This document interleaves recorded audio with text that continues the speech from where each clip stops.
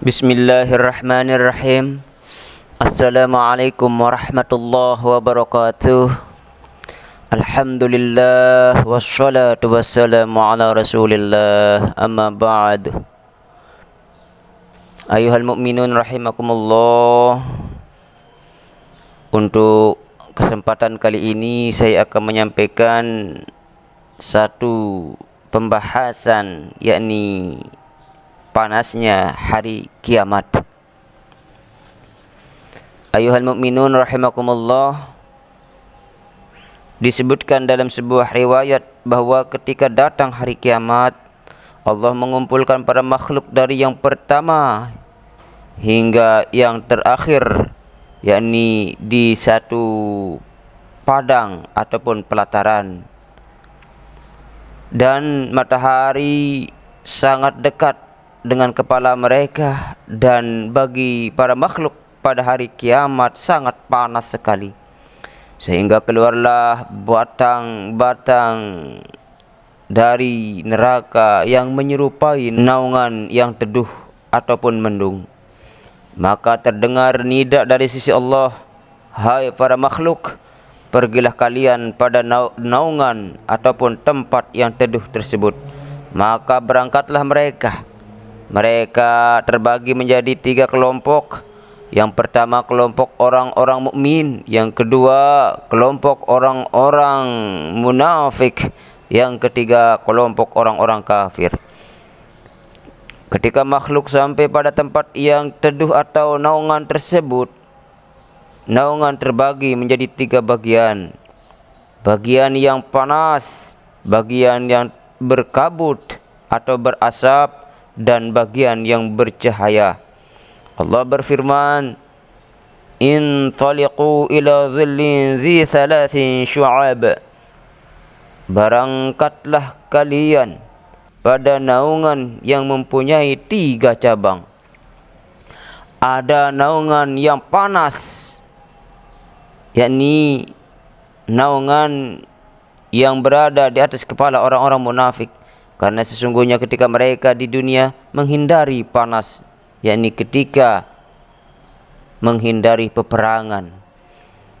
Sebagaimana firman Allah, "Wa qalu la tanfiru fil harri qul naru jahannam ashaddu harran law kanu yafqahun." Dan mereka orang-orang munafik berkata, "Jangan kalian pergi berperang dalam panas yang terik ini." Maka qul, katakan hai Muhammad, "Naru jahannam ashaddu harran law kanu yafqahun." Api neraka jahanam itu lebih sangat panas jikalau mereka mengetahui.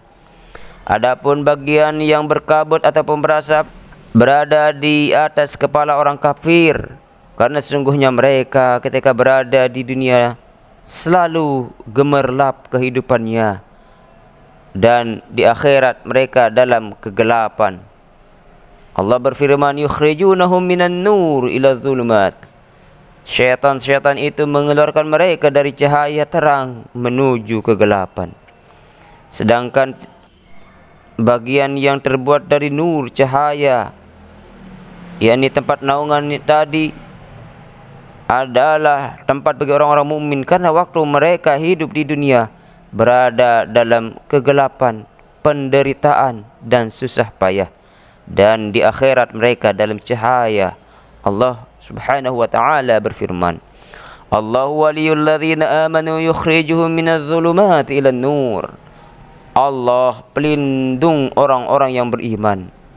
Dia yang mengeluarkan mereka dari kegelapan kepada cahaya yang terang.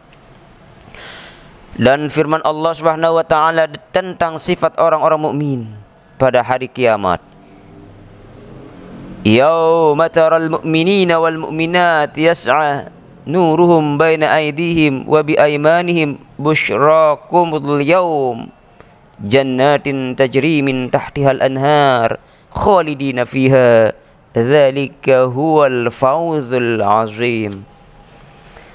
Pada hari ketika kamu melihat orang-orang mukmin laki-laki dan perempuan, sedang cahaya mereka bersinar-sinar di hadapan dan di sebelah kanan mereka, dikatakan kepada mereka, pada hari ini ada berita gembira untukmu, yaitu surga yang mengalir di bawahnya sungai-sungai yang kamu kekal di dalamnya. Itulah kebenaran Tuhan yang Maha Agung. Nabi Muhammad SAW bersabda, ada 7 yang dinaungi oleh Allah dengan bayangan ataupun naungan Arasy, di mana pada hari itu tidak ada naungan kecuali naungannya. Mereka adalah yang pertama, imam, pemimpin yang adil. Yang kedua, pemuda yang giat beribadah kepada Allah. Yang ketiga, 2 orang yang saling mencintai karena Allah. Yang keempat, pemuda yang diajak berbuat maksiat, berbuat zina oleh seorang wanita cantik dan berkata, aku takut kepada Tuhanku, sang penguasa alam semesta. Yang kelima, seorang yang selalu ingat zikir kepada Allah di waktu sunyi sehingga mengalir air mata karena takut kepada Allah. Yang keenam, seseorang yang bersedekah dengan tangan kanannya dan takut memberi dengan tangan kirinya. Yang ketujuh, pemuda yang menggantungkan hatinya pada masjid. Nabi SAW bersabda, ketika Allah mengumpulkan para makhluk, ada nida yang memanggil, di manakah orang yang memiliki keutamaan? Maka bangkitlah, berdirilah manusia-manusia yang memiliki keutamaan dan berjalan dengan cepat menuju surga. Lalu para malaikat menyambut mereka seraya berkata, sesungguhnya kami melihat kalian berjalan dengan cepat menuju surga. Siapa kalian? Mereka berkata, kami adalah orang-orang yang memiliki keutamaan. Malaikat berkata lagi, apakah keutamaan kalian? Mereka berkata, ketika kami dizalimi, dianiaya, kami bersabar. Dan ketika kami dijahati, kami memaafkan orang-orang yang berbuat jahat itu. Para malaikat berkata pada mereka, masuklah kalian ke surga. Maka dia itu adalah sebaik-baik pahala bagi orang-orang yang beramal. Kemudian terdengar suara nida yang datang dari sisi Allah memanggil, di mana orang-orang yang ahli sabar? Maka berdirilah para manusia yang berjalan dengan cepat menuju surga. Mereka disambut oleh para malaikat dengan katanya, sesungguhnya aku melihat kalian bergegas menuju surga. Siapa kalian? Mereka berkata, kami adalah orang-orang ahli sabar. Malaikat berkata lagi, terhadap apa kalian bersabar? Mereka menjawab, kami bersabar dalam menjalankan perintah Allah, taat kepada Allah, dan kami sabar dari tidak berbuat maksiat kepada Allah. Malaikat pun berkata, masuklah kalian ke surga. Setelah itu terdengar lagi nida yang memanggil, di manakah orang-orang yang saling mengasihi karena Allah? Maka berdirilah pada manusia, yakni manusia yang saling kasihi karena Allah, dan berjalan dengan cepat menuju surga dan disambut oleh para malaikat. Lalu malaikat berkata, sesungguhnya kami melihat kalian begitu tergesa-gesa bergegas menuju surga. Siapa kalian? Mereka menjawab, kami adalah orang yang saling mengasihi karena Allah dan orang yang berjanji bersumpah karena Allah. Malaikat pun berkata, masuklah kalian ke surga. Nabi SAW bersabda, mizan ataupun alat timbangan dipasang setelah mereka semua masuk surga. Adapun bendera pujian liwa'ul hamdi berada di atas langit. Rasulullah SAW ditanya tentang panjang dan lebar bendera liwa'ul hamdi tersebut. Nabi SAW bersabda, panjangnya adalah sama dengan perjalanan selama 100 tahun, yang padanya tertulis kalimat La ilaha illallah Muhammadur Rasulullah. Dan lebarnya adalah antara langit dan bumi. Giginya dari yakut berwarna merah, dan genggamannya dari emas berwarna putih, dan zabarjud berwarna hijau. Dia mempunyai 3 kaki dari cahaya, yaitu di sebelah barat, di tengah, dan di sebelah timur. Masing-masing bertulis 3 kalimat, yaitu yang pertama Bismillahirrahmanirrahim, yang kedua Alhamdulillahirabbil alamin, yang ketiga la ilaha illallah Muhammadur Rasulullah. Adapun panjang setiap tulisan adalah perjalanan 1000 tahun, dan di sebelah liwa'ul hamdi ada 70.000 bendera yang di bawah tiap bendera ada 70.000 baris dari malaikat. Pada setiap baris ada 500 malaikat yang bertasbih kepada Allah dan mensucikan Allah. Al-Jurjani berkata tentang makna kalimat liwa'ul hamdi biyadain, bendera pujian berada di tanganku, adalah sesungguhnya ketika datang hari kiamat, kedua bendera dipasang di antara kedua tangan Nabi, dan orang-orang mukmin berada di sekitar bendera dari zaman Nabi Adam sampai manusia terakhir pada hari kiamat. Dan orang-orang kafir berada dan ditempatkan di pinggir neraka selama liwa'ul hamdi dipasang. Maka ketika liwa'ul hamdi dipasang, setelah terpasang, digiringlah orang-orang kafir ini ke neraka. Dalam suatu hadis dijelaskan ketika datang hari kiamat, dipasang beberapa bendera. Yang pertama bendera Siddiq, kebenaran untuk Abu Bakar dan setiap orang yang benar berada di bawah bendera tersebut. Yang kedua bendera fuqaha untuk Mu'az bin Jabal dan setiap orang yang ahli fikih berada di bawah bendera tersebut. Yang ketiga bendera zuhud untuk Abu Dzar radhiyallahu anhu dan setiap orang yang zuhud. Yang keempat bendera fakir untuk Abu Darda dan orang yang fakir tapi beriman.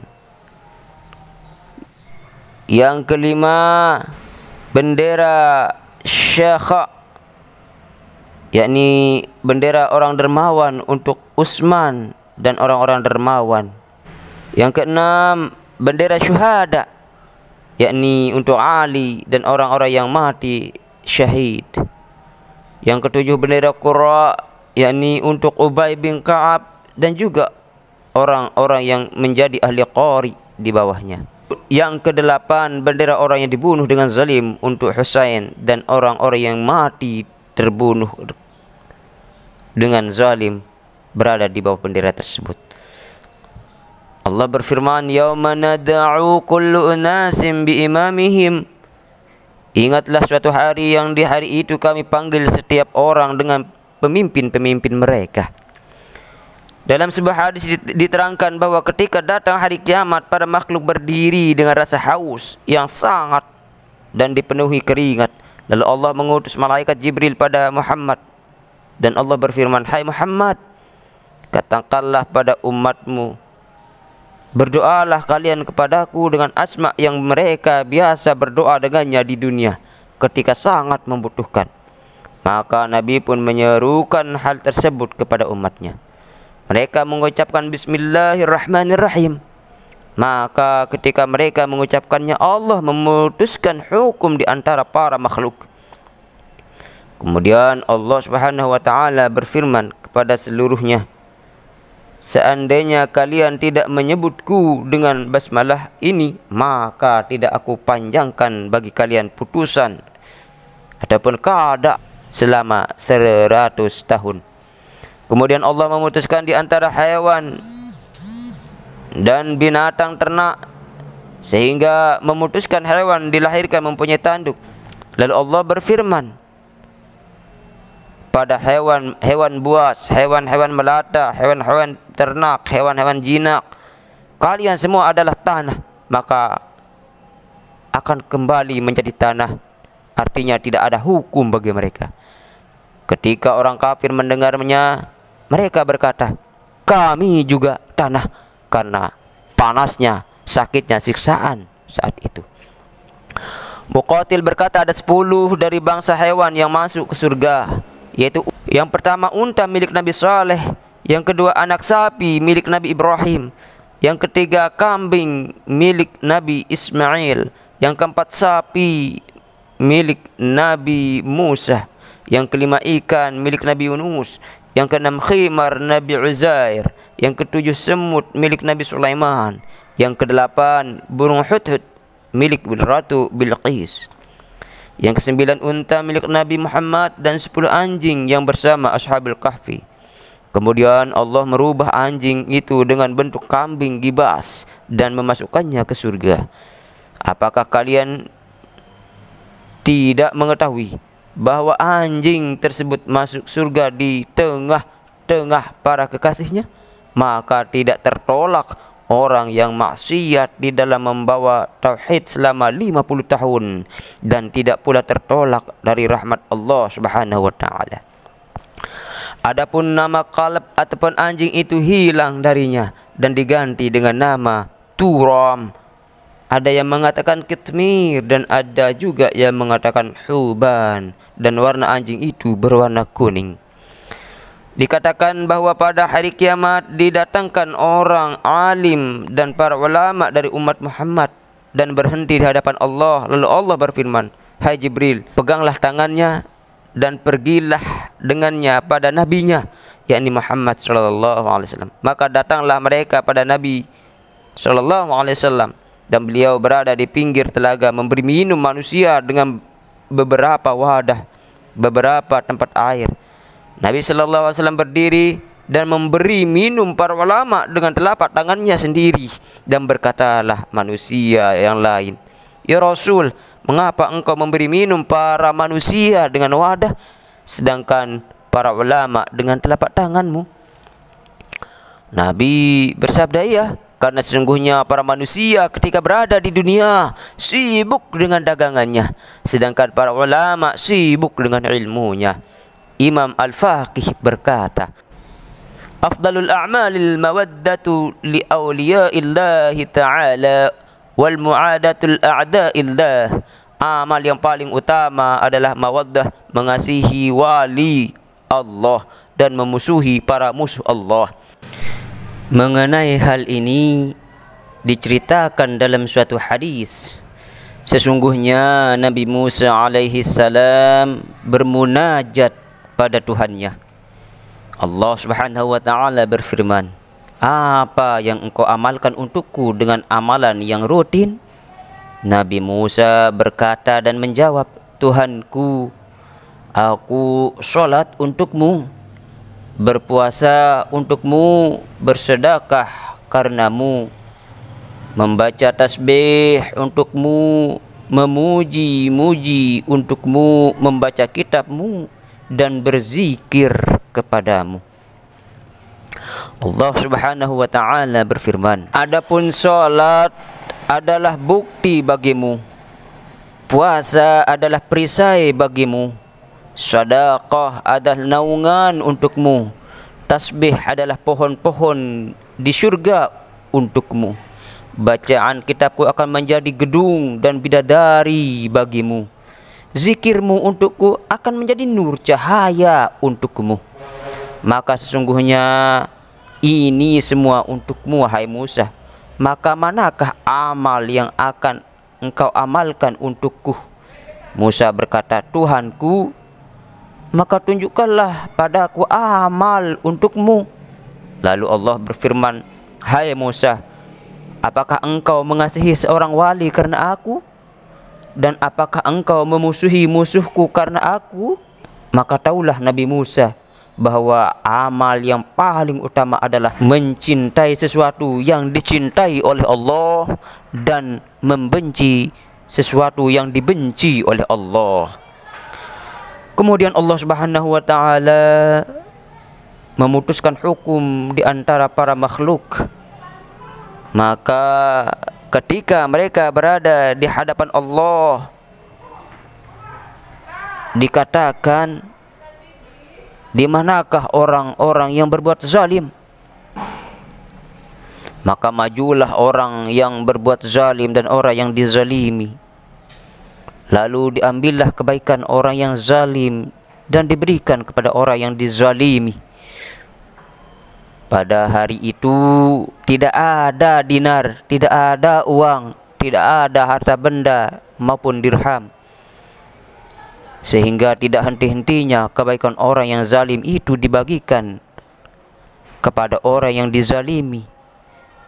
Tidak tersisa baginya satu kebaikan pun lagi.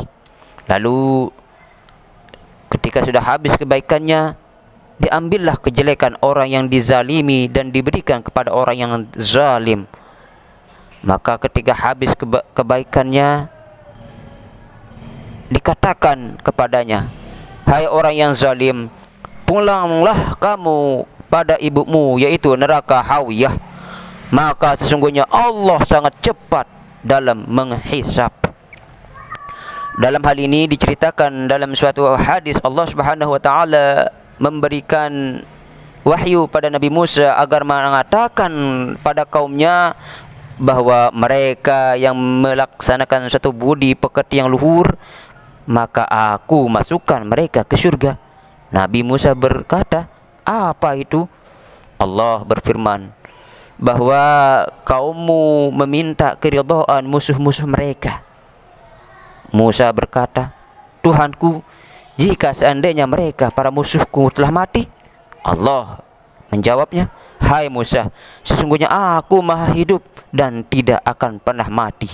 Katakanlah pada mereka, mereka kaum-kaum yang meminta keridhaan padaku.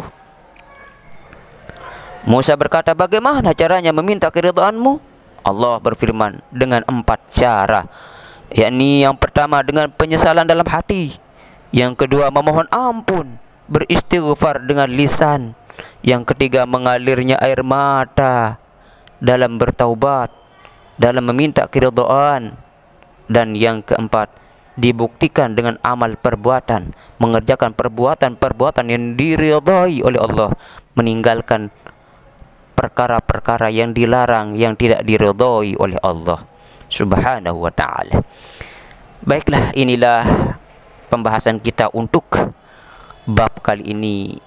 Semoga kita tergolong orang-orang yang mendapatkan ridha dari Allah Subhanahu wa ta'ala dan dilindungi dari panasnya hari kiamat nanti di yaumul qiyamah. Mudah-mudahan apa yang saya sampaikan barokah dan bermanfaat bagi kita semua, insyaallah. Amin ya rabbal alamin. Wallahu a'lam. Wassalamualaikum warahmatullahi wabarakatuh.